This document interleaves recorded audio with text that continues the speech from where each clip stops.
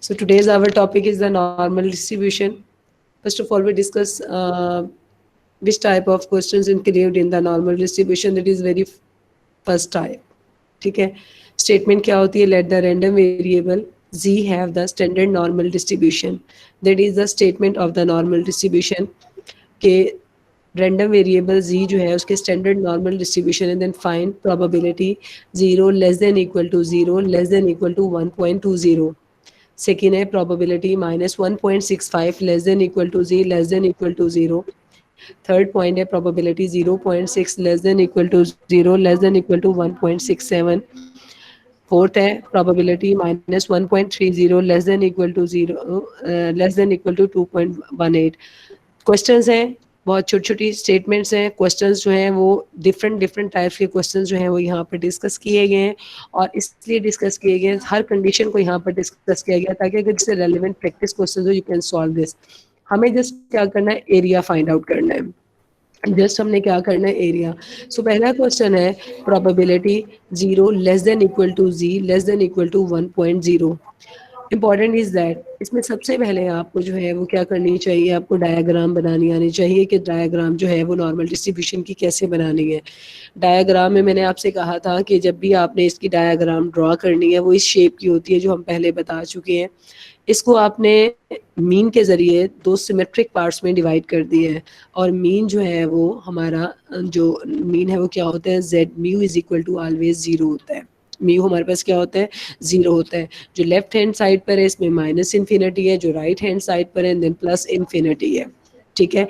एक डायग्राम हर क्वेश्चन के लिए डिफरेंट डायग्राम बनेगी. जब तक आपको ये डायग्राम ड्रॉ करनी नहीं आएगी तब तक आप क्वेश्चन जो है वो सॉल्व नहीं कर सकेंगे. सो मीन हमेशा जो है वो 0 के इक्वल होता है. अब जो माइनस इन्फिनिटी टू 0 होता है ये हमारे पास क्या होता है 0.5 के. माइनस इन्फिनिटी टू 0 जो होता है वो 0.5 के इक्वल होता है और 0 से इन्फिनिटी जो होगा वो किसके इक्वल होगा 0.5 के. इसलिए मैंने कहा था कि total area under the normal curve is 1.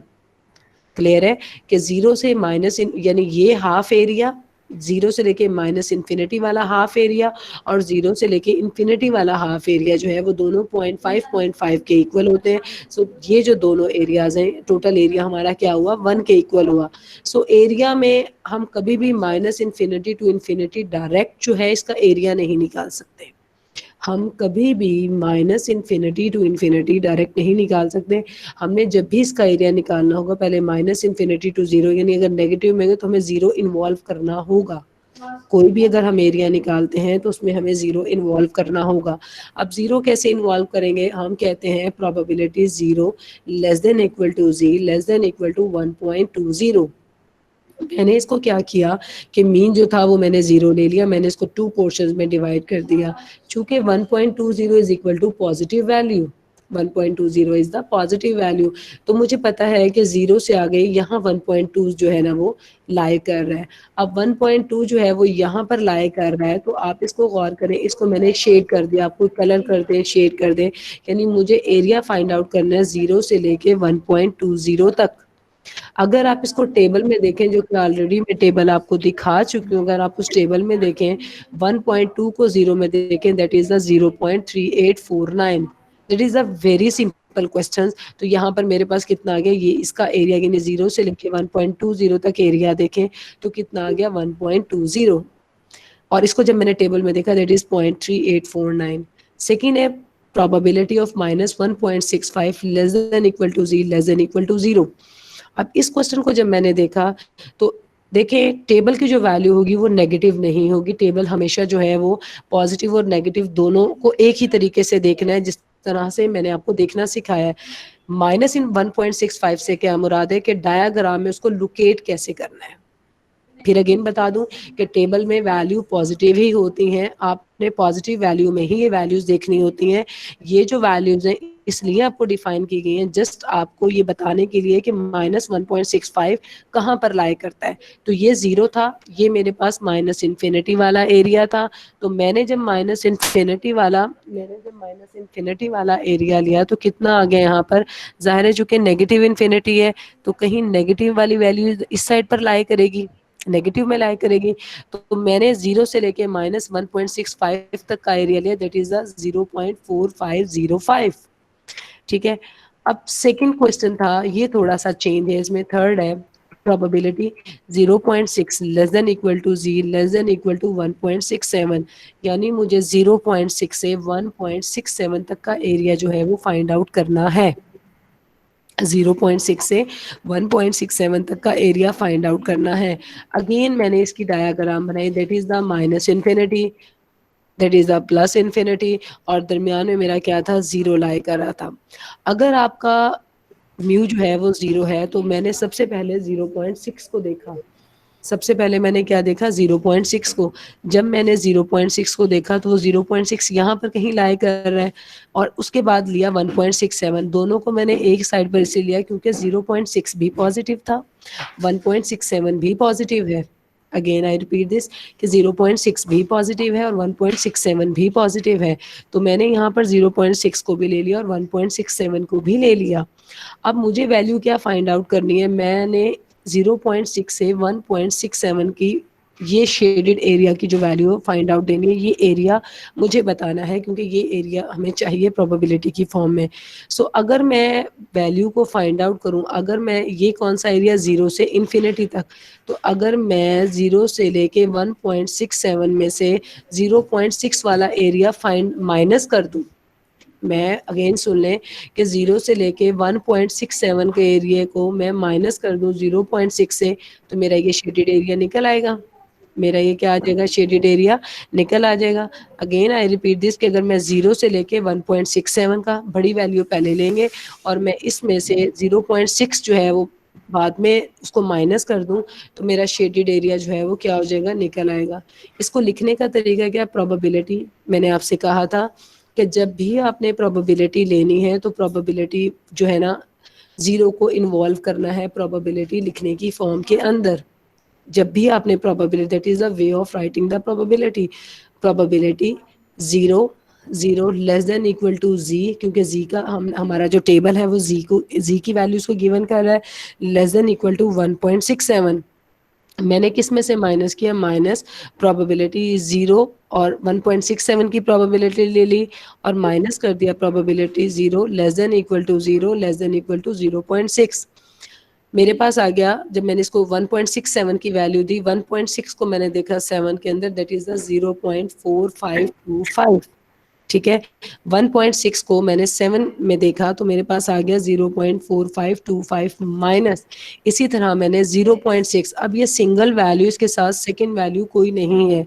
अगर आप टेबल में देखें तो अगर मैं 0.6 को देखूं तो किस डिजिट में देखूं, तो यहाँ पर मैंने 0.6 को देखा है 0 के अंदर, दैट इज द 0.2257, 0.2257, और जब मैंने इन दोनों को माइनस किया तो 0.2268। एरिया जो का जो आंसर आएगा वो हमारे पास क्या आ जाएगा, यहाँ पर पॉजिटिव आएगा, नेगेटिव नहीं आएगा, इसलिए मैंने 1.67 की वैल्यू पहले लिखी है। थर्ड हमारा फोर्थ पार्ट है probability of -1.30 less than equal to, ma'am yes ma'am ये टेबल से हम कैसे देखेंगे, ये समझ नहीं आ रही।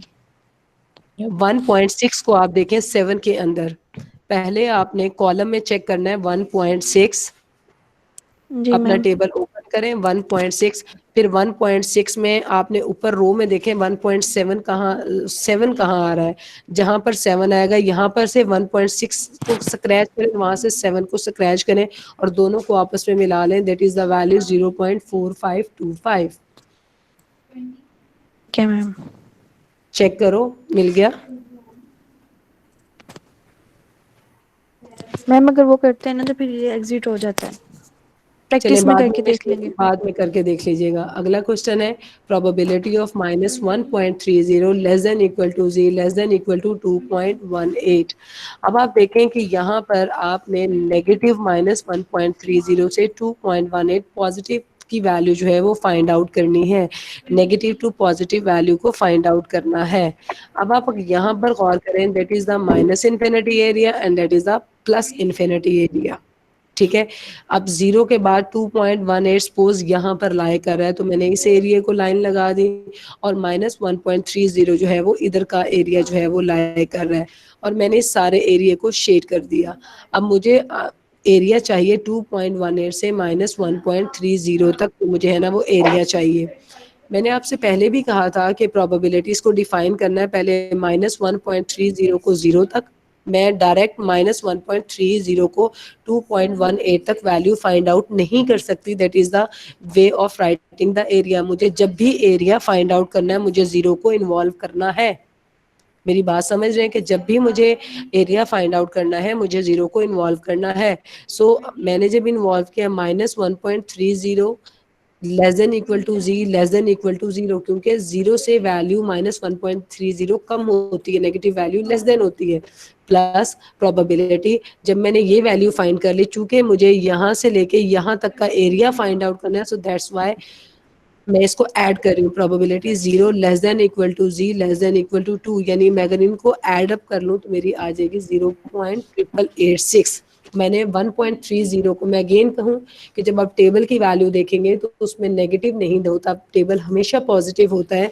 हमें जस्ट यहाँ पर लोकेट करने के लिए कि ये एरिया जो है वो नेगेटिव में लाई कर रहा है या पॉजिटिव में लाई कर रहा है, सिर्फ ये देखने के लिए हमारे पास -1 या 2 होता है। अदरवाइज हमारा जो वैल्यूज होती हैं वो यही होती हैं, टेबल की वैल्यू सेम होती हैं, चाहे वो नेगेटिव हो चाहे वो पॉजिटिव हो। जब मैंने 1.30 को देखा, दैट इज 0.4032, इसको लोकेट करने का तरीका, अगेन आई रिपीट दिस, के 1.3 को आपने कॉलम में देखना, रो में 0 को देना, दोनों को आपस में मैचअप कर देना है, तो आपकी वैल्यू आ जाएगी 0.403। आपने अगर इसको वेरीफाई भी करना है तो जाहिर है जब आप टेबल से वैल्यू देखेंगे तो आप चेक कर लीजिएगा कि 1.30 के अगेंस्ट आपकी यही वैल्यू आ रही है, 2.18 के अगेंस्ट आपकी यही वैल्यू आ रही है। ये वेरीफाई करने का तरीका भी है। हमारे पास अगला क्वेश्चन है, probability -1.96 less than equal to Z less than equal to -0.84। अब मेरे पास क्या था, दोनों नेगेटिव वैल्यूज हैं, इनका एरिया मैंने फाइंड करना है। इट्स मीन कि -इन्फिनिटी पे दोनों वैल्यूज लाई कर रही हैं, ये हमारी क्या लाई कर रही है, दोनों जो है वो नेगेटिव जो है वो -इन्फिनिटी वाले एरिया पर लाई कर रही हैं। सो मुझे नेगेटिव वाली इसको जो है ना शेडेड करना है। पहले मैंने लिया -1.96, फिर मैंने लिया -0.84, यानी मैंने -0.84 और 9.6 तक जो है ना एरिया जो मुझे फाइंड आउट करना है। मैं इसको कैसे फाइंड आउट करूंगी, 0.47 पहले मैंने लिखा पहले मैंने ली -1.96 से 0 तक का एरिया लिया, इसको लिखा मैंने कैसे, -1.96 less than equal to Z less than equal to 0 minus probability, और फिर उसके बाद मैंने लिया -0.84 से 0 तक, आप जो है ना उसका मैंने वैल्यूज ली। 0.47 जब 1.96 को मैं अगेन रिपीट कर दूं कि मैंने 1.9 को 6 में देखा, टेबल वही है जो मैं आपको शो करा चुकी हूँ, उसके अलावा कोई टेबल नहीं है। इसको नेगेटिव में ढूंढने ना बैठ जाना, नेगेटिव वैल्यू जो है वो मैंने इसलिए की है ताकि मैं यहाँ पर एरिया जो है अपना लोकेट कर सकूँ, उसको मैं शेड दे सकूँ।